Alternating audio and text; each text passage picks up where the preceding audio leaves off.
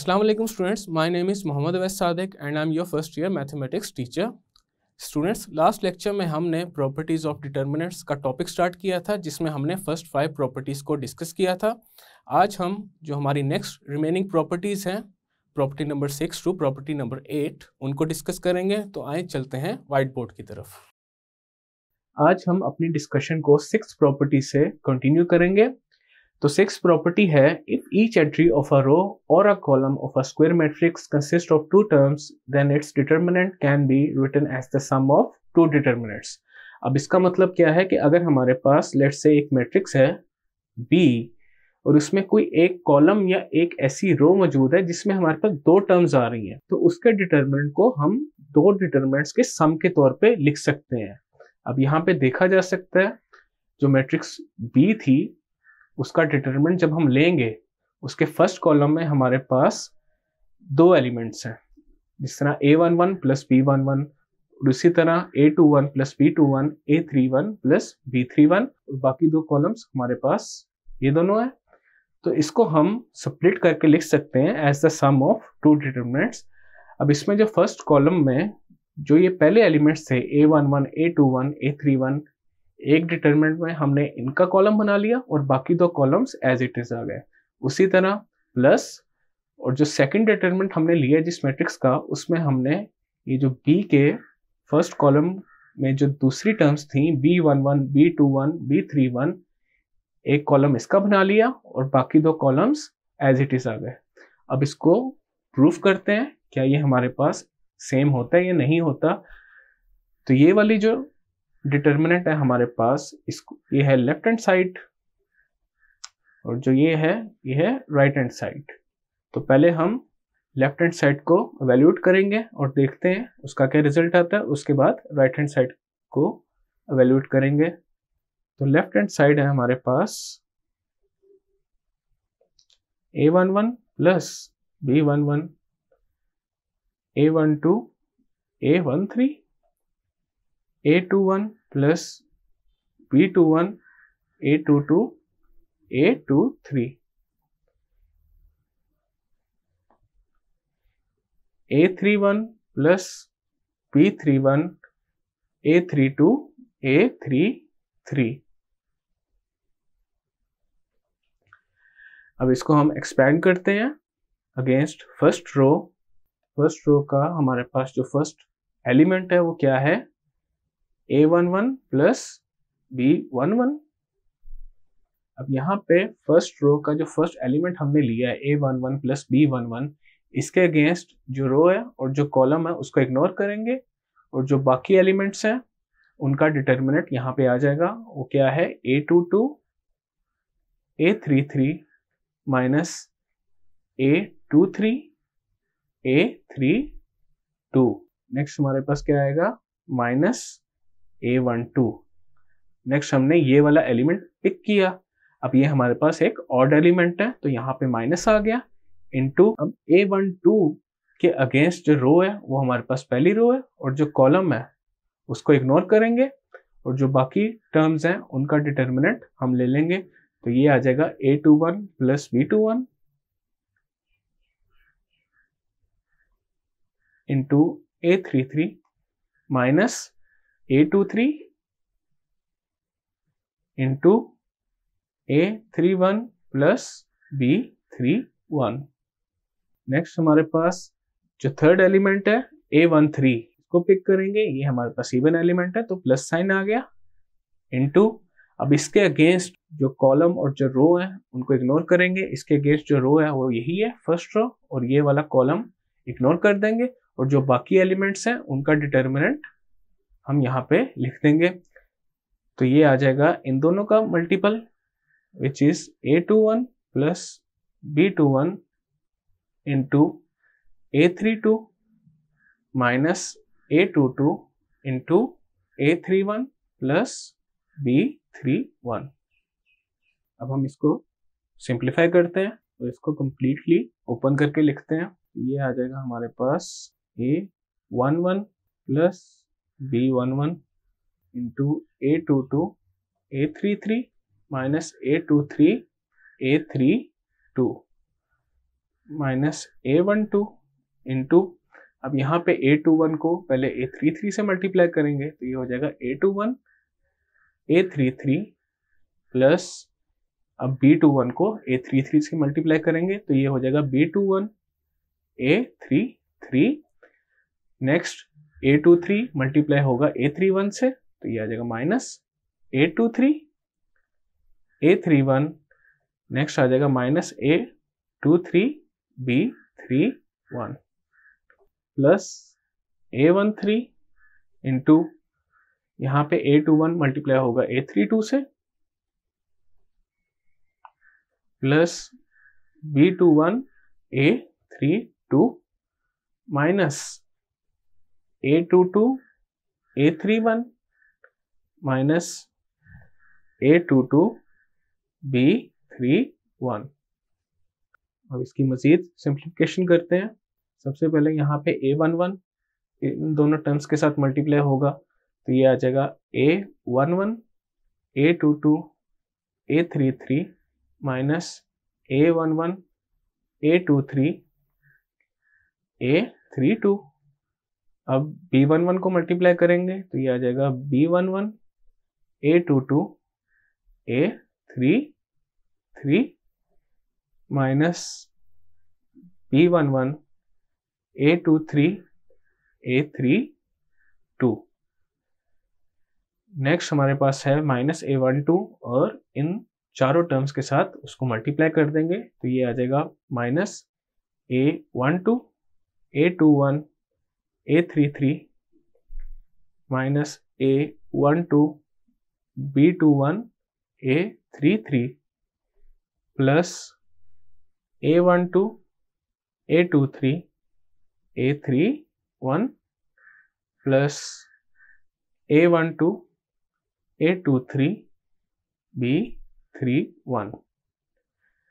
Next हमारे पास है A13, उसको हम इन चारों टर्म्स के साथ मल्टीप्लाई करके और ओपन करके लिख देंगे तो ये आ जाएगा plus A13 A21 A32 minus A13 A22 A31 then minus A13 A22 B31।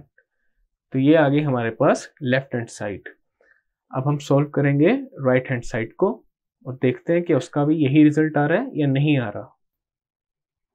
Right hand side है determinant of A11 A12 A13 A21 A22 A23 A31 A32 A33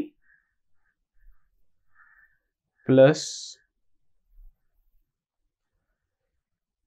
B11 A12 A13 B21 A22 A23 B31 A32 A33।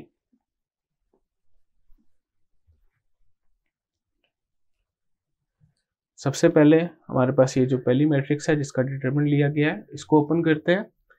इसको first row के against open करेंगे तो सबसे पहले आ जाएगा A11 into determinant of A22 A23 A32 A33, क्या आ जाएगा ये A22 A33 minus A23 A32। Next हमारे पास क्या होगा माइनस A12। अब यहाँ पे माइनस क्यों आया, क्योंकि A12 एक ऑड एलिमेंट है और यहाँ पे देखा जा सकता है 1 2 है, 1 + 2 = 3, तो -1⁻³ जब होगा तो वहाँ पे माइनस आ जाएगा। तो अब इसके अगेंस्ट जो रो जो कॉलम है उसको इग्नोर मारेंगे और जो बाकी एलिमेंट्स हैं A21 A23 A31 A33 इनका डिटरमिनेंट ले लेंगे तो ये आ जाएगा A21 A33 minus A23 A31। Next हमारे पास है A13 इंटू, अब जो बाकी एलिमेंट्स बचेंगे जब A13 के अगेंस्ट रो और कॉलम को इग्नोर करेंगे और जो बाकी एलिमेंट्स बचेंगे उनका डिटरमिनेंट यहाँ पे लिखेंगे तो ये आ जाएगा A21 A32 minus A22 A31। ये हमारे पास जो पहली मैट्रिक्स थी जिसका डिटरमिनेंट था वो हमने ओपन कर दिया। नेक्स्ट हमारे पास ये जो मैट्रिक्स है इसको एक्सपेंड करेंगे फर्स्ट रो के अगेंस्ट, तो ये आ जाएगा B11, पहला एलिमेंट B11 आ गया। अब B11 के अगेंस्ट जो रो और जो कॉलम है उसको इग्नोर करेंगे और जो बाकी एलिमेंट्स हैं उनका डिटरमिनेंट आ जाएगा, तो ये आ जाएगा A22 A33 minus A23 A32। Next है माइनस A12। अब इसके अगेंस्ट जो रो और जो कॉलम है उसको इग्नोर करेंगे और बाकी एलिमेंट्स का डिटरमिनेंट, तो ये आ जाएगा B21 A33 minus A23 B31 plus A13। अब A13 के अगेंस्ट जो रो और जो कॉलम है उसको इग्नोर करेंगे और बाकी एलिमेंट्स का डिटरमिनेंट वो क्या आ जाएगा हमारे पास B21 A32 minus A22 B31। अब इसको ओपन कर लेंगे और सॉल्व करेंगे और देखते हैं हमारे पास क्या रिजल्ट आता है। तो सबसे पहले A11 हमारे पास इन दोनों टर्म्स के साथ मल्टीप्लाई होगा, उसी तरह आगे भी हम मल्टीप्लिकेशन करते हैं और सम और सब्ट्रैक्शन करते हैं सारी।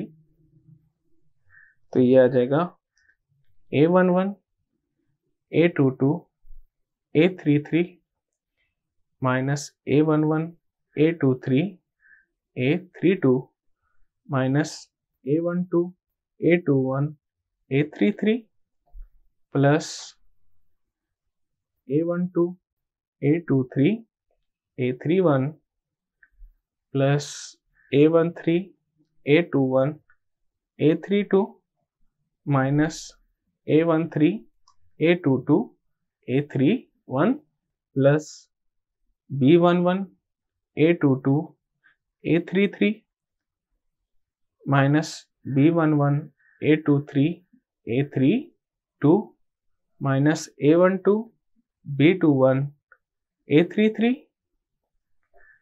Plus A12 A23 B31 plus A13 B21 A32 minus A13 A22 B31। अब यहाँ पे देखा जा सकता है कि हमारे पास 12 टर्म्स आ रही हैं।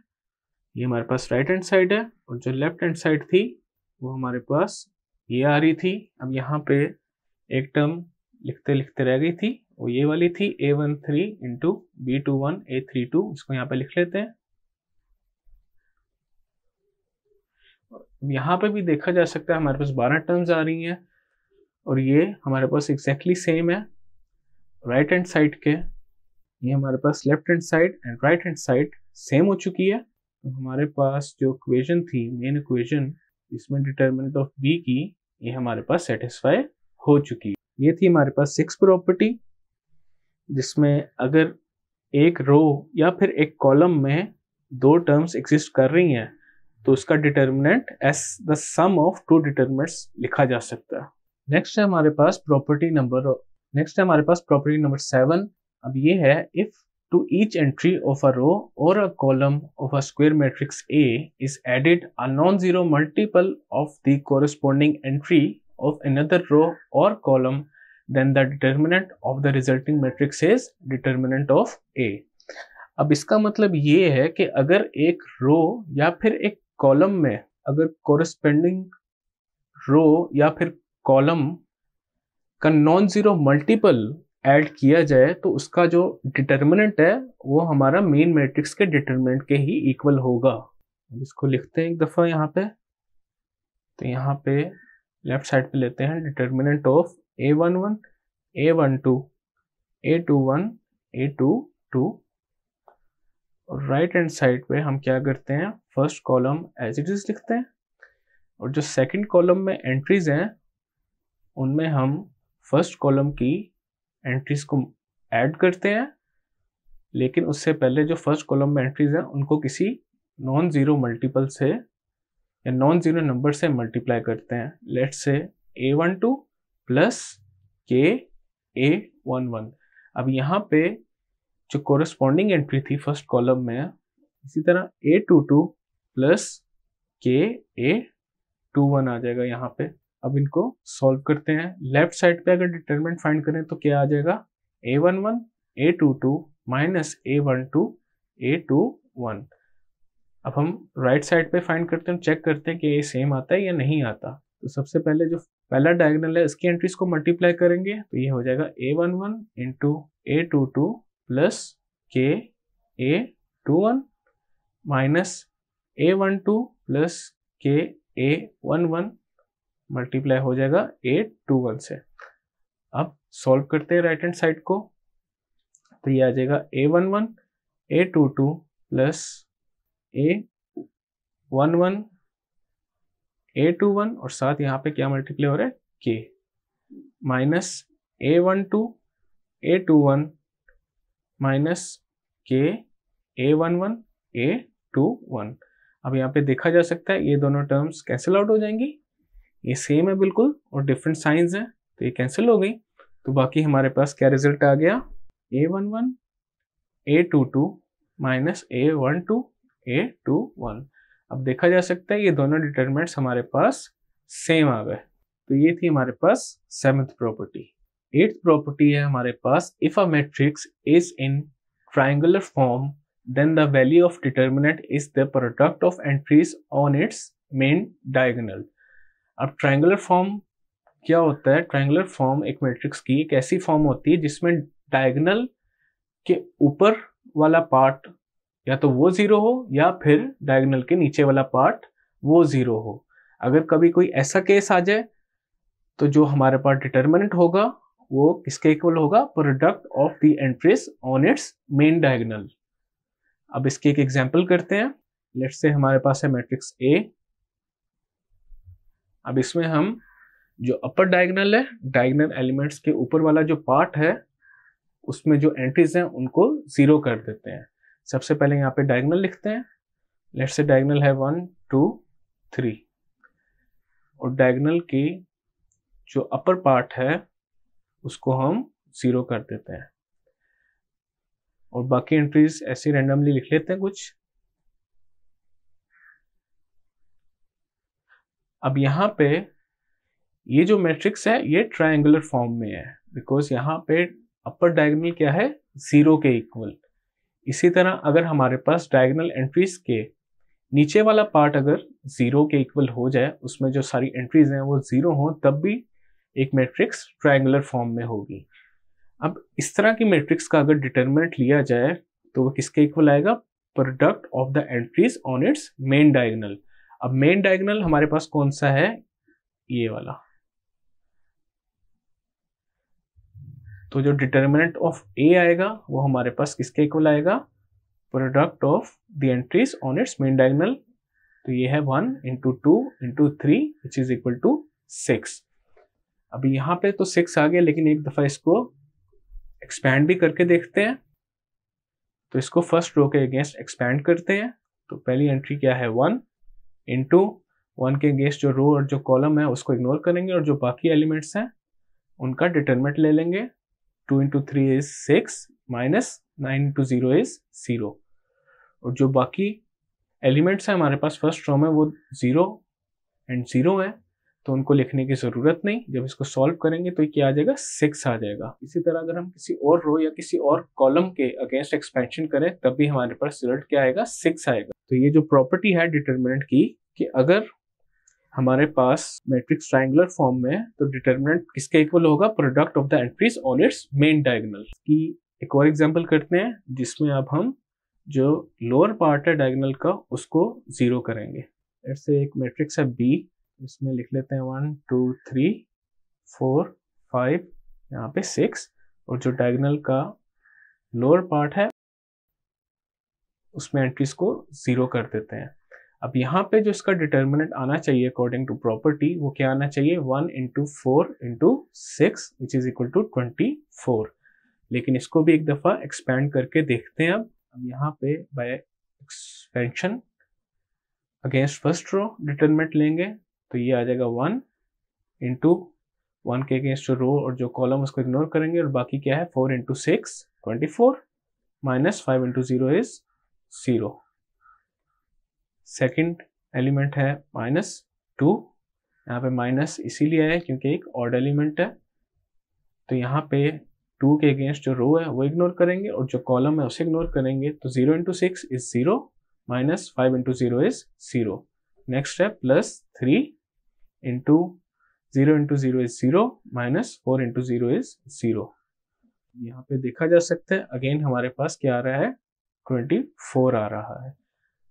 तो इस तरह का जब भी हमारे पास केस होगा जिसमें हमारे पास मैट्रिक्स ट्रायंगुलर फॉर्म में होगी, ट्रायंगुलर फॉर्म का क्या मतलब है, या तो अपर डायगोनल 0 हो या फिर लोअर डायगोनल 0 हो, तो डिटर्मिनेंट केस के इक्वल आएगा product of the entries on its main diagonal.